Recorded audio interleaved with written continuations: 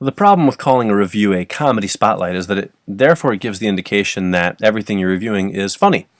And while of the 4 discs I'm about to review, most of them are very funny, there's one that's not as much. Technically, it's still considered comedy, which is why I can put it in here. It just wasn't particularly funny, in my opinion.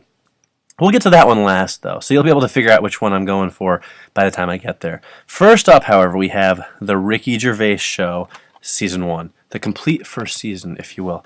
Now, I hate to be one of those people who says, if you only buy one DVD this year, but, especially in January, but you really, really, really have to watch The Ricky Gervais Show. It is unadulterated brilliance. Now, it's animated, sort of, which is going to turn some people off, but trust me when I tell you that this is worth watching. See, here's the thing. Ricky Gervais originally put out these episodes as podcast episodes, and if you listen to them online, originally they were free, then they charged for them. They are some of the funniest things I've ever heard in my entire life. Ricky Gervais is never funnier than when he's just off the cuff, and here he is with Stephen Merchant and Carl Pilkington, who is some sort of idiot savant, except for the savant part. And the things that just come out in these podcasts are so funny that they will have you laughing out loud. Of course, you can't put audio only out on a DVD, although you can put it on CD. So what they did was they animated the podcast episodes. And the animation doesn't add anything, in my opinion, to the podcasts. It's just a way to make it a visual representation of the things that they talk about. And it's a very simple form of animation, but I'm telling you, you will laugh, and you will laugh a lot while you are watching this show. You get almost 6 hours worth of podcast episodes in here, and if you like Ricky Gervais in any way, shape, or form, you absolutely have to check this out. It is hysterical. So you get a couple special features, including an episode storyboard for the animation and a featurette called Comedy Gala Animation, which is some animation from a comedy gala. And that's all fine and dandy, but really the true attraction here is the quality of these shows and how much you will laugh while you're watching them. If you don't like the animation, that's fine. Just put them on the speaker and listen to them, but I promise you the Ricky Gervais Show episodes are worth listening to.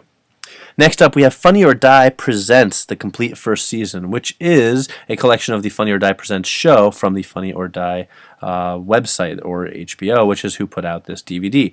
Now, funnyordie.com is kind of a mixed bag. Sometimes you get sheer brilliance, other times you get just sheer stupidity. It is a mixed bag in every sense of the word. And Funny or Die Presents is exactly that. It's sketch comedy, it's a half-hour show, and you get a mix of your usual kind of, sketches and music videos and fake commercials and things like that. And sometimes you will laugh your ass off, and other times you will either roll your eyes or just kind of sigh and feel sad for the human race. I mean, it really is a mixed bag. Sometimes it's very funny, and sometimes it's incredibly insipid. The one nice thing is, there's a lot of cool people in this set. I'm going to read you a partial list of people who appear in Funny or Die Presents the complete first season. Will Ferrell, John C. Reilly, David Spade, Don Cheadle, Zooey Deschanel, Tim Meadows, Ed Helms, Wayne Newton, Thomas Lennon, Rob Riggle, Paul Scheer, Malin Ackerman, Fred Willard, Rachel Harris, Will Forte, and Zach Galifianakis. So basically the entire cast of Saturday Night Live and a handful of other funny and famous people. Again, not every single one of those people is in a slam dunk sketch, but really, if you like funnyordie.com, I think you know who you are. Or if you like some of the similar websites like collegehumor.com, things like that, you'll enjoy this show. It's a 2-disc set. You get about 6 hours worth of episodes, and not much in the way of extra features, but really you get 6 hours of comedy, a large portion of which is pretty darn funny, so it's hard to complain.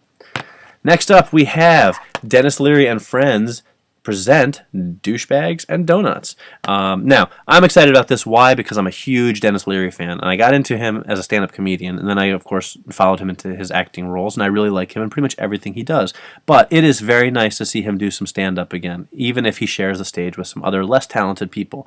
Here you have Denis Leary, Lenny Clarke, Whitney Cummings, and Adam Ferrara, and a couple of musical performances by The Enablers featuring the Rehab Horns.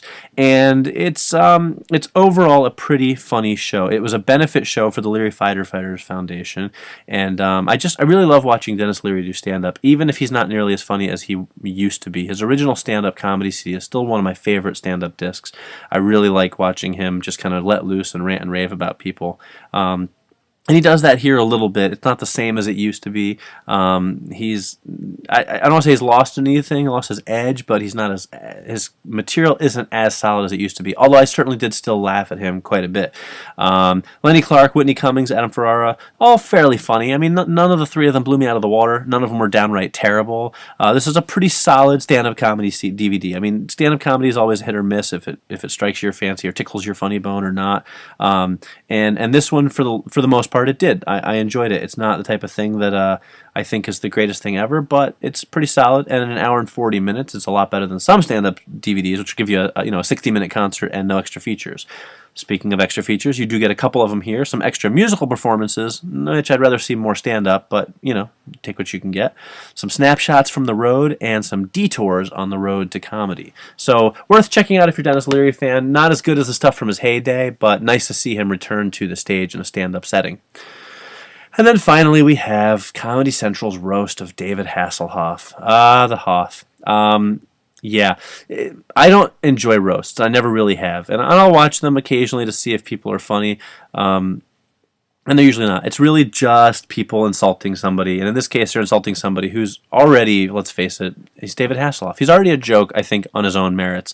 So to make jokes at his expense, to me, just doesn't do that much for me. And the original Comedy Central roast used to get some really great people. Now it's like they're scratching the bottom of the barrel. You get Pamela Anderson, the late Greg Giraldo, who is, of course, very funny, Gilbert Gottfried, George Hamilton, Hulk Hogan, Lisa Lampanelli, who I've never liked, Jeffrey Ross, Jerry Springer, and Whitney Cummings. There's some funny people in there, but none of them have anything to do with David Hasselhoff. I'd like to see some of his old Baywatch co-stars or, the voice of Kit, somebody come out and make fun of him who maybe worked with him on a project, except for Pamela Anderson. I mean, most of these people have never really had too much to do with David Hasselhoff. So it's kind of like, I don't know. It's a great chance to make fun of David Hasselhoff, but I don't really think you need a bunch of people to do that, because who can't make fun of David Hasselhoff?